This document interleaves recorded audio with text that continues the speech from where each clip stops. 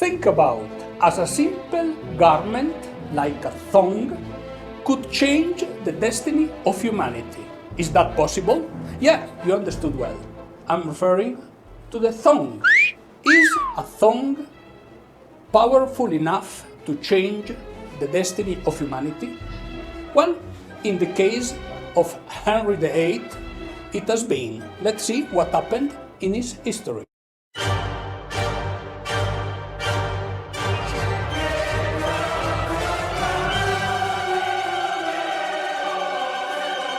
Please remember that you have in the description my book about inflation, where you can find everything you need to know about that matter.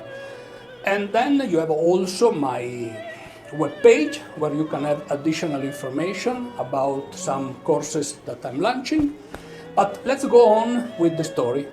Henry VIII was the son of King Henry VII. Henry VIII was the spare brother because he had an older brother that was Prince Arthur.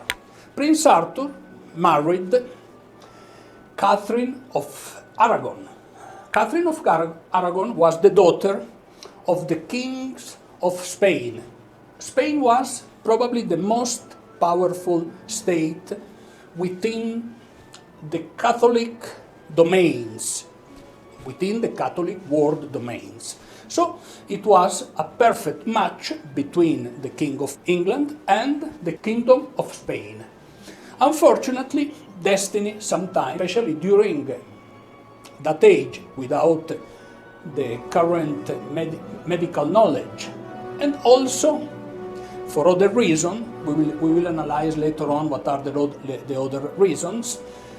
Unfortunately, destiny sometimes plays against what is the wisdom. And in this case, Arthur, after the first year of marriage, died. But at the same time, Henry VII had a dream to have a powerful alliance with Spain. So he promoted a new marriage between Catherine of Aragon and his second son, the spare child, that was Henry VIII. Unfortunately, at the beginning, the Catholic Church was against. Why? They didn't agree at the marriage, because it was a marriage between two people, one of which was, in this case, the widow of a brother, was not allowed by the canonic law. Part of that, one of the main problems of royal families throughout Europe was consanguinity. Unfortunately, the two newlywed, Henry VIII and Catherine of Aragon, after 9 years of marriage, were able to have only one daughter. But they had 6 children. The first one died after only 7 weeks of his birth. And we can assume that it was a genetic problem. The reason why they were not successful in order to produce a male heir. What was seeking the king was a male heir to ensure for the future of his house the power on the throne, the house of Tudor. It's important to see that at the beginning the Catholic Church, it was against the marriage because of the canonic law, but for political interest they were able to skip that rule.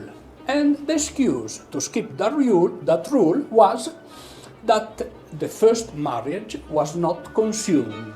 So, apparently or supposedly, Catherine of Aragon was still virgin.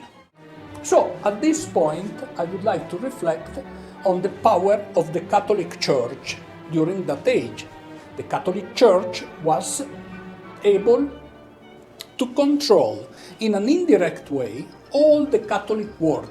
So, the power of Rome actually was still extremely important, like during the Roman Empire.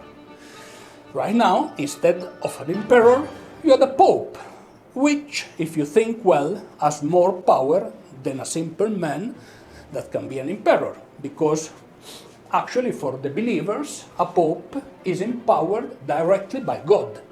which is normally in a higher scale compared with a simple emperor. They were not successful in order to produce a male heir. End up in a legal battle between England and Rome, between the Kingdom of England and the Pope, or the God himself, as you might see it. Finally, it resulted in the Reformation that brought to us the Anglican Church. In the year 1534, Henry VIII was named the chief and the protector of the Anglican Church, the Church of England. We can say that we see a new church or a new Protestant branch that, thanks to the fight between the Catholic and Henry VIII, brought to this new confession, to this new church. At the moment, we have different Anglican church around the world. They are still Christian, but they embraced a new path, a new way. It's important to mention that one of the most important ritual that you have within this church is the anointing.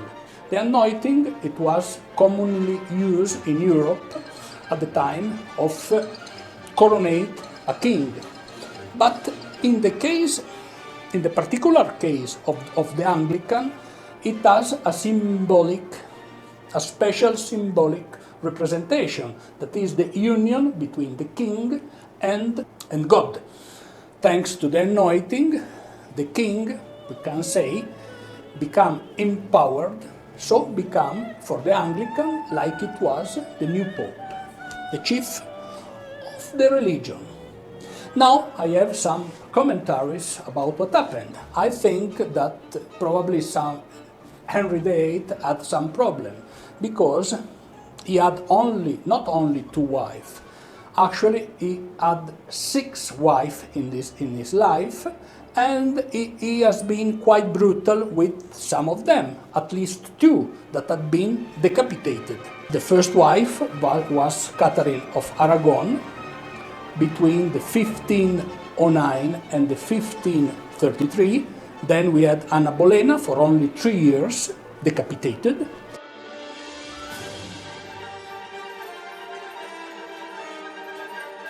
Jane Seymour, 1536-1537. Actually, she was able to provide an heir that took for a short time, that took the power of his father for a short time, and then he died. And then we had Anne Cleves, 1514, for only 6 months. They divorced. And then Catherine Howard, between 1514 and 1541, 1 year of marriage.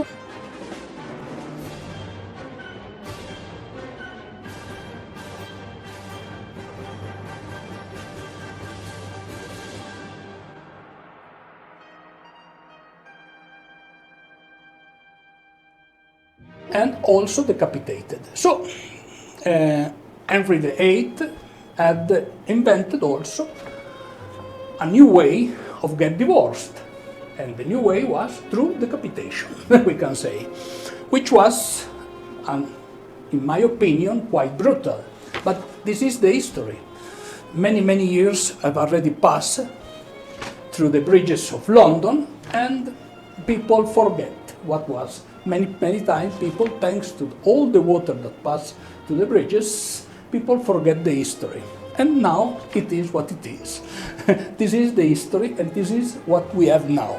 What is important to mention are 2 reflections. The first one: do people need a king around the world? Is the institution of a king still important in our future, in our lives?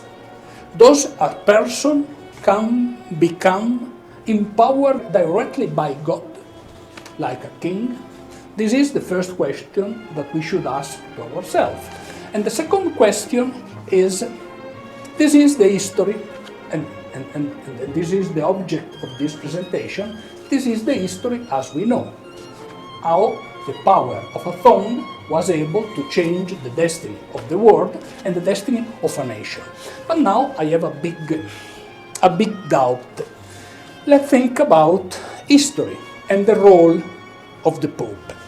If we take the role of the Pope, we see, and the role of the Catholic Church, we see how it influenced the end of the Roman Empire, the Western Roman Empire at the beginning, and then also the Eastern Roman Empire, thanks that its end began with the Fourth Crusade.